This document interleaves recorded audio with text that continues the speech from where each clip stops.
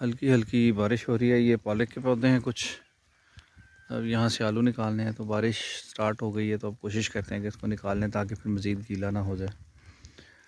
और लहसुन है ये बाहर वाले बेड्स पे। इसके अलावा यहाँ पर अभी ये आलू निकाल के तो कुछ पनीरियाँ, प्याज की पनीरी लगा दी जाएगी, क्योंकि ये जगह जो है ये अनइवन हो गई है। इसको एक दफ़ा लेवल करना होगा अभी। इसकी लहसुन के जो है ना, ये जब निकलेगा तो मासवाए लहसुन के, प्याज के, और कोई ऐसी चीज़ नहीं होगी जो इसके साथ तैयार हो। तो फिर इसका हल यही है कि इसके साथ प्याज लगा दिया जाए, ताकि जब लहसुन तैयार हो प्याज भी निकले, और इसके साथ ही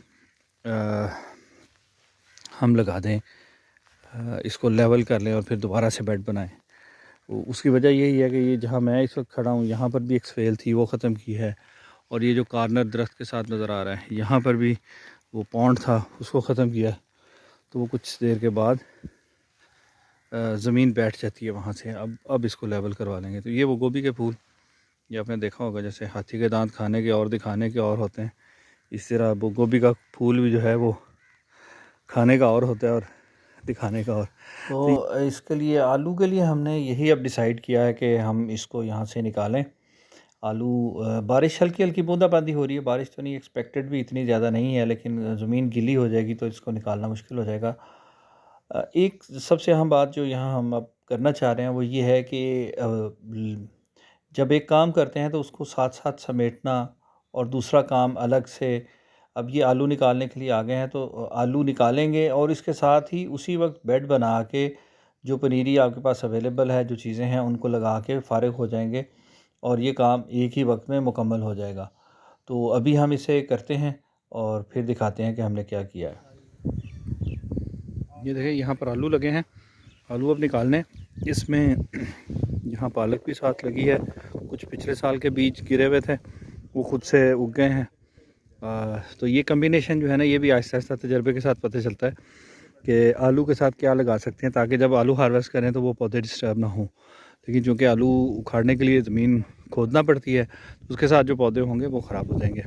तो अब यही कर रहे हैं कि हमारे पास जो पालक लगी है उसकी गाछी निकाल के, इधर पेड़ जो हमने खाली किया आलू निकाले हैं उसमें पहले मल्चिंग कर दी है, अच्छी तरह फुल मल्चिंग करके तो उसके अंदर फिर वो जैसे सतार लगा रहे हैं उसमें गड़ा खोद के तो ये पौधे लगा देंगे और आज इसको पानी दे देंगे।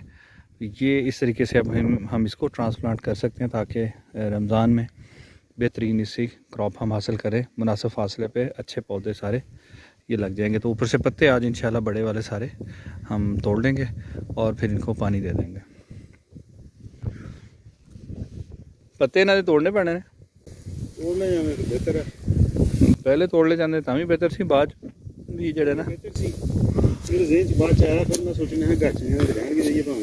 हाँ जी, लेकिन वो डाउन होने जा रहे हैं ना, सार बूटा लाने लगे सारे पत्ते ला देना करके ना।